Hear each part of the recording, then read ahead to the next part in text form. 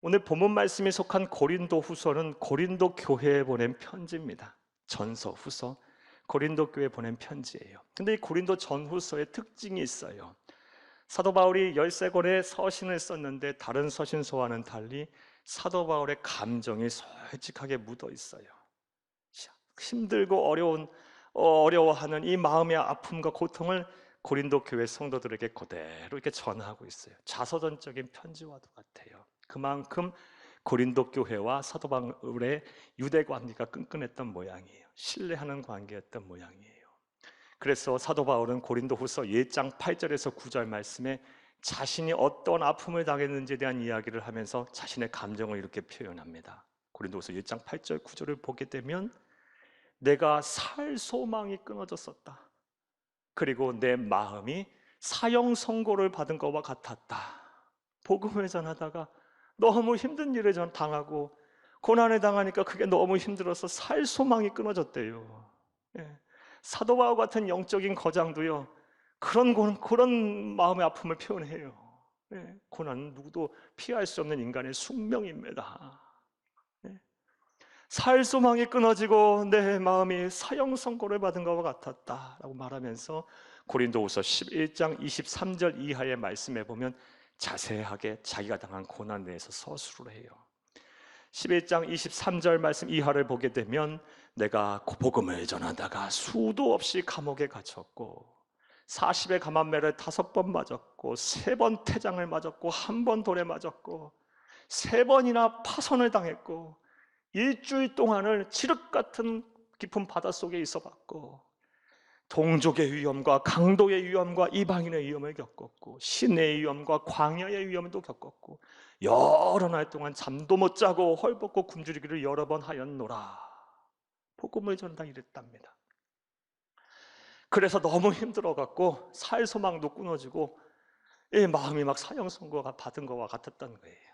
자, 하지만 사도 바울은 이런 어려움, 이런 고난은 극복해내요. 그리고 묵묵하게 우리 예수님처럼 사명의 길을 걸어갑니다. 그게 사도 바울의 또 위대함이에요. 자, 그런데 사도 바울도 극복을 못한 참 힘들고 어려운 고난이 있었어요. 오늘 본문 말씀을 통해 보면 알아요. 그것이 무엇이냐? 바로 육체의 질병입니다.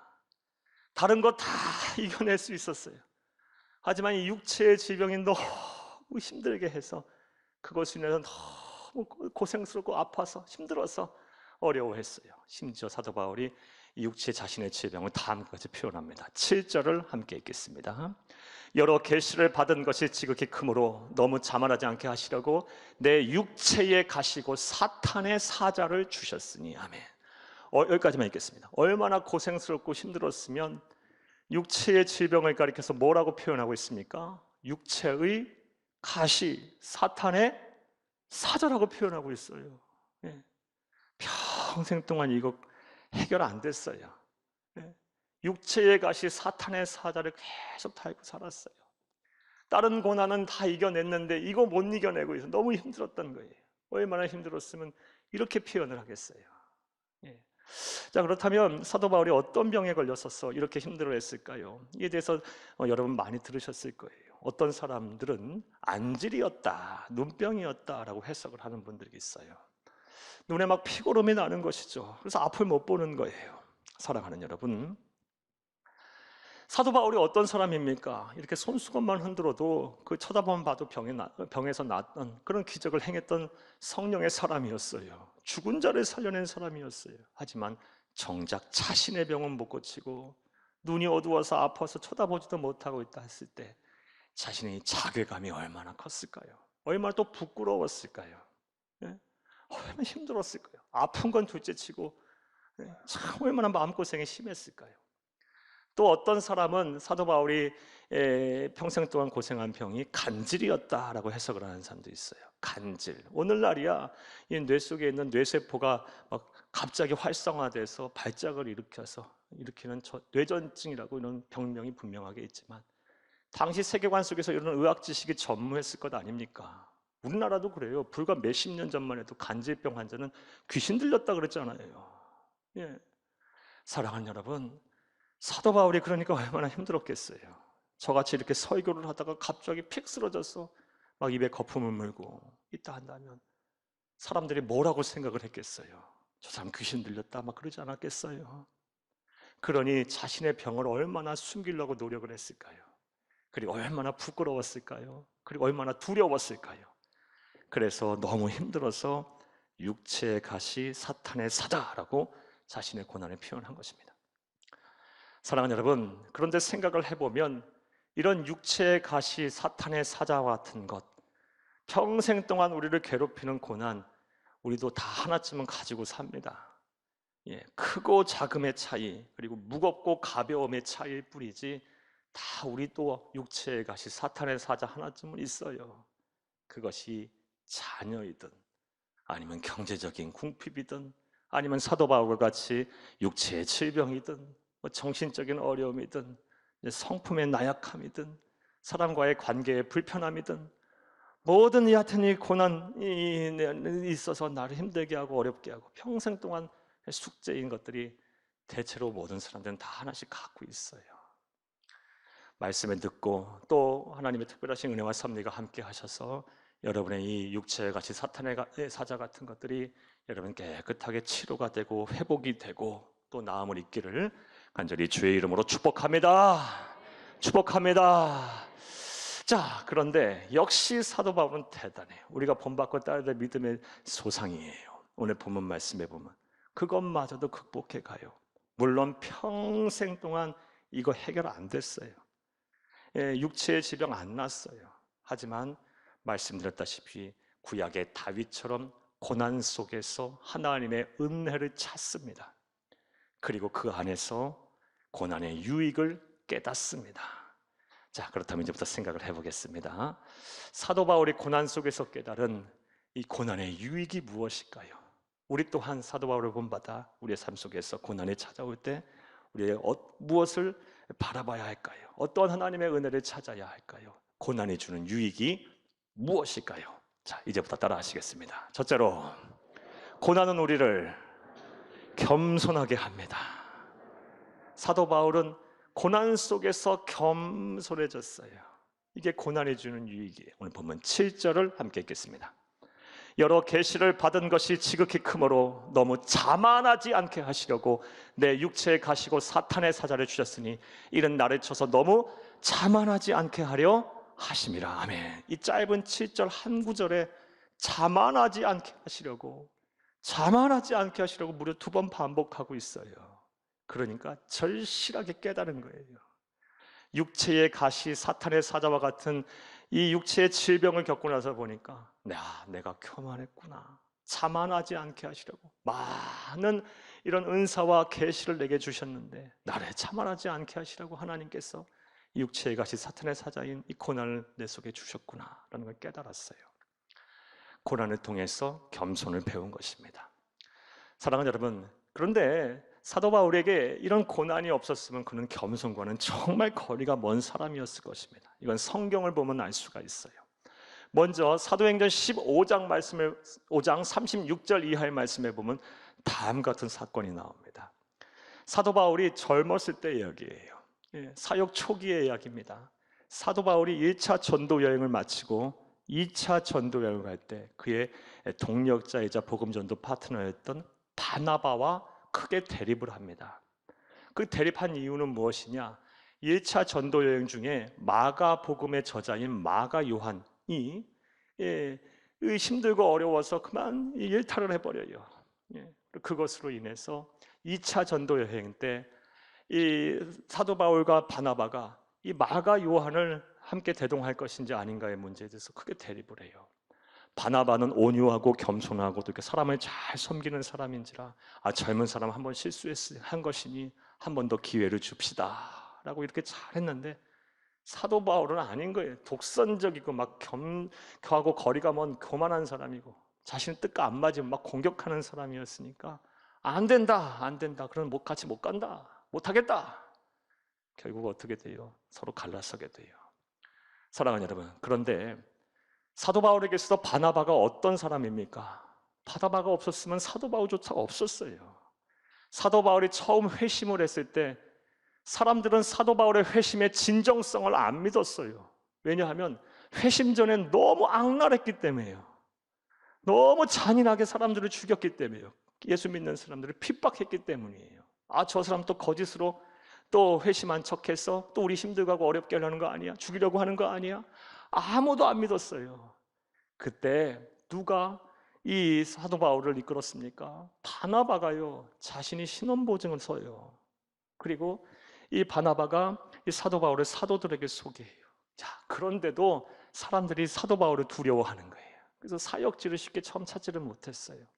한동안 길리기아 다소의 은둔에 있었어요. 그때 바나바가 어디에 있었냐? 예루살렘 교회에서 안디옥 교회에 파송이 돼서 오늘날 말하면 안디옥 교회 담임 목사로 있었어요. 안디옥 교회는 최초로 그리스도인이라는 소리를 들은 성도들이 있는 교회고요. 그리고 최초로 선교사를 파송한 교회예요. 그 안디옥 교회 담임 목사로 바나바가 있다가 누구를 불러들이냐? 사도 바울을 다소에서 은둔해 있던, 목회지가 없어서 은둔해 있던 사도 바울을 안디옥 교회로 초청해 와요. 그런데 그 초청해 오는 과정이요, 안디옥과 이 길리기아 다소 사이는 타우로스라는 산맥이 있어요. 해발 3,000m가 넘는 산맥이에요. 그것을 넘어가지고요, 사도 바울을 안디옥 교회로 데리고 와서 함께 목회를 하고 또 함께 파송에 가서 선교사로 나가게 돼요. 사도 바울은 바나바가 없었으면 사역도 못하는 사람이었어요. 기독교 역사에 바나바가 없었으면 사도 바울은 존재하지 않았을 거예요. 자, 그렇다면 바나바한테 그렇게 대하면 안 되죠. 겸손하게 한 번쯤 뜻을 굽혀줘야죠. 하지만 사도 바울은 겸손과 거리가 먼 사람이니까 들이받는 거에 자신의 뜻과 안 맞으니까 겸손과는 거리가 먼 사람이었어요. 고난 강해전 아주 교만하고 독선적인 사람이었어요. 그랬던 이 사도 바울이 육체의 가시 사탄의 사자라는 이 고난을 겪고 나서 보니, 고난 속에 있다 보니 다음과 같이 변화됩니다. 고린도전서 15장 9절에서 10절을 함께 읽겠습니다. 나는 사도 중에 가장 작은 자라. 나는 하나님의 교회를 박해하였으므로 사도라 칭함받기를 감당하지 못할 자니. 10절. 그러나 내가 나된 것은 하나님의 은혜로 된 것이니 내게 주신 그의 은혜가 헛되지 아니하여 내가 모든 사도보다 더 많이 수고하였으나 내가 한 것이 아니요 오직 나와 함께 하신 하나님의 은혜로다. 은혜로다. 나는 사도 중에 가장 작은 자다. 그리고 내가 모든 것이 다 나의 나된 것은 다 하나님의 은혜다. 이렇게 겸손한 사람으로 변화됐어요. 고난이 그를 겸손하게 만든 것입니다. 고난의 유익입니다. 따라서 지금 우리가 고난을 당하고 있다 한다면, 아, 내가 지금 겸손을 배워야 할 때구나, 겸손해야 될 때구나, 나는 겸손이라는 학교에 지금 입학을 한 거구나 라고 생각하시며 고난 속에서 자신을 낮추는 겸손을 배우시기를 간절히 주의 이름으로 축복합니다. 사랑하는 여러분, 우리가 세상에서 자꾸 내 힘으로 높아지려면요, 아우 피곤해요. 그리고 굉장히 사람들 앞에서 비굴해져야 돼요. 다 비유 맞춰야 되고 피곤해요. 피곤해. 힘들어요. 하지만 하나님께서 높여주시면, 하나님께서 영적인 권위를 부여해 주시면요, 참 편안해요. 기뻐요. 행복해요. 담대해요. 당당해요. 이런 은혜와 복이 저와 여러분의 복이 되기를 간절히 주의 이름으로 축복합니다. 자, 사도 바울이 자신의 삶을 통해서 배운, 우리에게 알려주고 있는 이 고난의 유익이 무엇입니까? 고난은 우리를 겸손하게 한다는 것입니다. 또 두 번째로 우리가 배워야 할, 이 사도 바울의 생애를 통해서 우리가 깨달아야 할 고난의 유익은 무엇일까요? 따라 하시겠습니다. 둘째로, 고난은 우리를 기도하게 합니다. 이게 고난의 유익이에요. 고난은 우리를 기도하게 해요. 오늘 본문 8절을 함께 읽겠습니다. 이것이 내게서 떠나가게 하기 위하여 내가 3번 주께 간구하였더니, 아멘. 육체의 가시 사탄의 사자인 육체적인 질병 하나님 고쳐주세요 하면서 3번이나 주께 간구했답니다. 그냥 단순히 3마디 한 것이 아니고 필사적으로 시간 정해놓고 작정하면서 시간을 두고 마음을 쏟아가며 기도한 거예요. 물론 하나님 응답하시지 않았어요. 하지만 이 고난을 통해서 유익을 얻었어요. 기도하는 습관을 가진 거예요. 기도하는 이 무너진 기도의 지단이 다시 쌓아진 거예요. 기도하게 된 거예요. 그런데 종종 우리에게도 이런 모습이 나타납니다. 사도 바울의 이런 모습 우리에게도 보여요. 사랑하는 여러분, 우리 성도들이, 저도 마찬가지고요. 세상이 평안하고 사는 것이 그렇게 어렵지 않으면 하나님 잘 안 찾습니다. 기도 잘 안 해요. 그런데 막 가정에 문제가 생겨요. 병에 걸려요. 그 자녀들의 앞길이 막혀요. 속썩여요. 가정이 막 궁핍해져요. 직장과 사업장이 어려워집니다. 그리고 막 가정에 불화가 생겨요. 뭔가 기도 제목이 생겨요. 그러면 기도하지 말라도 우리는 하나님을 찾아요. 어찌됐든 간에 고난 속에서 기도의 자리가 회복됐다면, 고난을 통해서 기도하게 됐다면 그것이 큰 축복임을 믿으시기를 간절히 주의 이름으로 축복합니다. 왜냐하면 하나님은 기도하는 사람의 편이기 때문이에요. 하나님은 기도하는 자를 통해서 복을 주시기 때문이에요.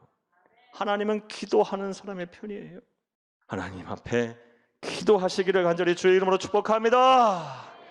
고난을 통해서 우리가 기도하게 돼요. 따라서 고난은 우리에게 유익이 됩니다.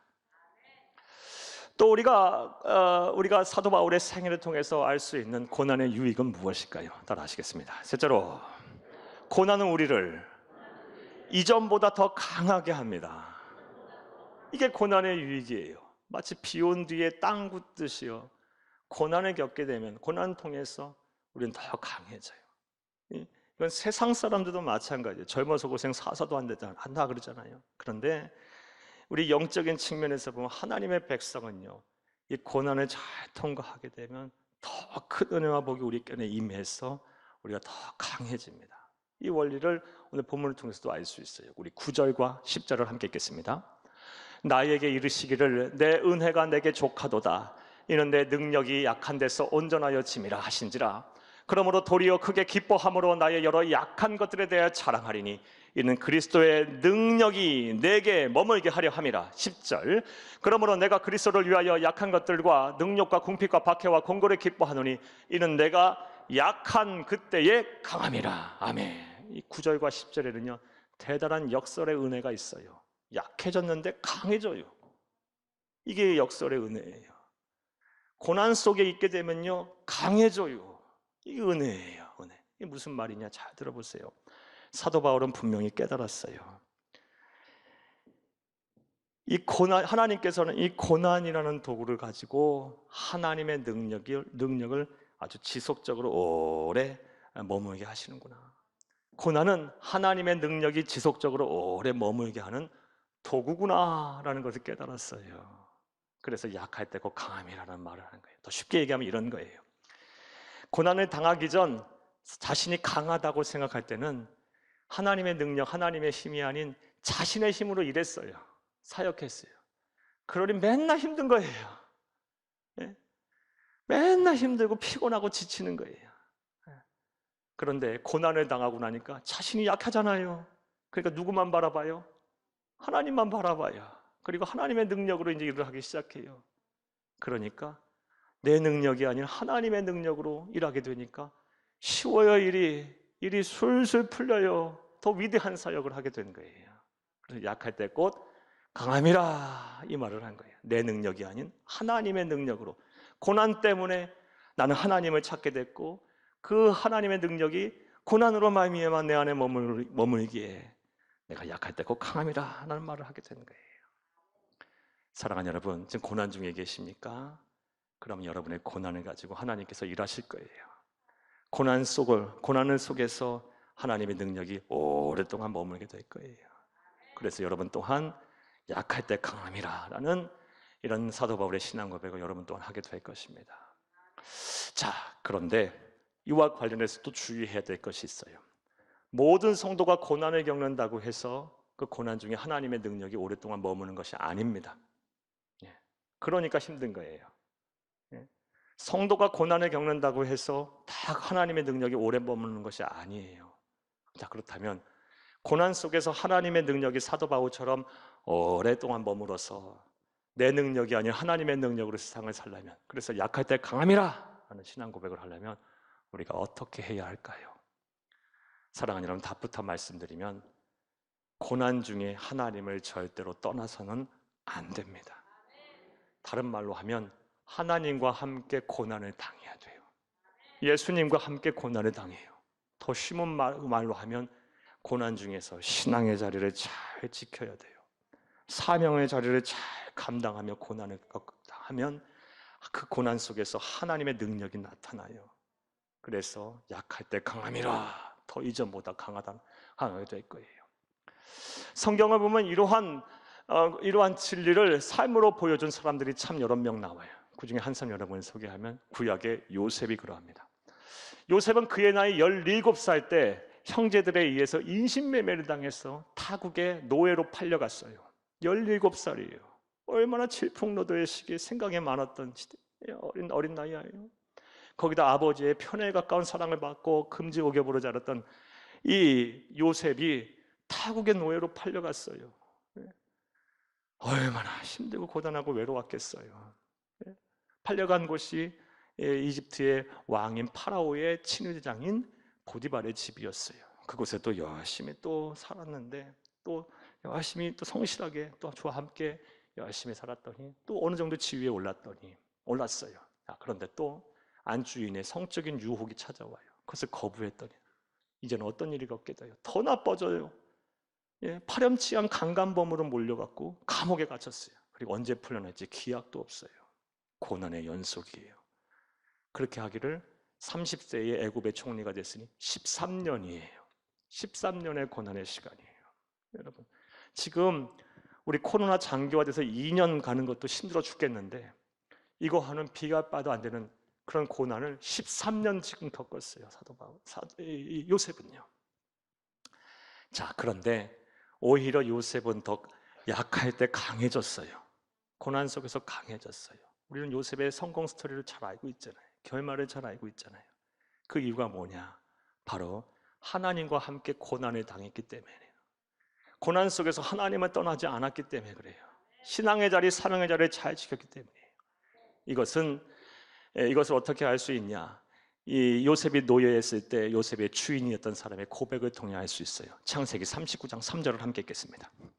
그의 주인이 여호와께서 그와 함께 하심을 보며 또 여호와께서 그의 범사에 형통하게 하심을 보았더라. 상대적인 거죠. 이거는 하나님의 입장에서 하나님이 함께 하셨다라고 기록을 한 거면 요셉의 입장에서 보면 하나님과 함께 한 거예요. 예. 요셉은 고난 속에서도 하나님을 안 떠난 거예요. 그러니까 하나님께서는 이 고난을 도구로 사용해서 하나님의 능력을 지속적으로 오랫동안 머물게 하셨어요. 하나님의 능력으로 세상을 살았던 거예요. 사랑하는 여러분, 그런데 안타깝게도 우리 성도님들은 고난이 찾아오면 이와 반대의 길을 걸어요. 고난이 찾아오면요, 하나님을 떠나요. 신앙의 자리를 이탈해요. 그나마 하던 봉사와 헌신의 자리도 놔요. 사람도 만나기도 싫어요. 예배도 안 드려요. 기도도 안 해요. 자꾸 세상을 향해 가요. 은둔해 버려요. 그러니까 성도들의 삶 속에 고난이 찾아올 때 하나님의 능력이 나타나야 되는데 그렇지 못한 거예요. 반대의 길로 오셔야 돼요. 반대의 길로. 고난을 하나님과 함께 겪어야 되는 거예요. 예수 그리스도와 함께 고난을 당해야 되는 겁니다. 고난 속에서 신앙의 자리, 사명의 자리를 잘 지키세요. 그러면 하나님의 능력이 고난 속에서 나타나게 돼서 이전보다 더 강해질 거예요. 약할 때 강함이라. 이 위대한 역설의 은혜가 저와 여러분 가운데 있을 것입니다. 할렐루야! 말씀 맺겠습니다. 사랑하는 여러분, 오늘은 사도 바울의 생애를 통해서 고난이 주는 유익이 무엇인지에 대한 말씀을 드렸어요. 먼저 고난은 우리를 겸손하게 합니다. 고난을 통해서 우리는 겸손해져요. 하나님은 겸손한 자를 찾으세요. 겸손한 자를 높이세요. 내게 고난이 찾아왔으면 이제 내가 겸손을 배우고 겸손을 해야 할 때구나 라는 것을 바로 인지하세요. 그리고 겸손한 삶을 사세요. 또 고난이 주는 유익이 무엇입니까? 고난은 우리를 기도하게 해요. 하나님은 기도하는 자의 편이에요. 기도하는 자에게 복을 주세요. 기도하는 자와 함께 하세요. 기도하는 자를 높이세요. 기도하면 반드시 하나님 응답하십니다. 고난을 통해서 내가 기도하게 됐다면 이게 복인 거예요. 또 고난은 우리를 이전보다 더 강하게 합니다. 하나님과 함께 고난을 겪으세요. 예수 그리스도의 손을 잡고 고난을 이기세요. 신앙의 자리, 사명의 자리를 고난 속에서도 잘 지키세요. 그러면 하나님의 능력이 여러분 가운데 고난 속에서 나타나서 약할 때 강함이라 라는 신앙 고백을 하게 될 것입니다. 오늘 들은 말씀을 마음에 잘 새기고 삶의 자리에서 실천하세요. 우리가 사는 동안 평생 동안 반드시 고난은 계속해서 올 거예요. 예? 그때마다 이 말씀을 잘 떠올리며 묵상하며 여러분 고난을 하나님의 은혜로 잘 이겨내셔서 또 이겨내시는 것뿐만이 아니라 고난을 통한 여러분의 믿음이 더 성장하고 여러분의 삶이 변화되기를 간절히 주의 이름으로 축복합니다. 축복합니다.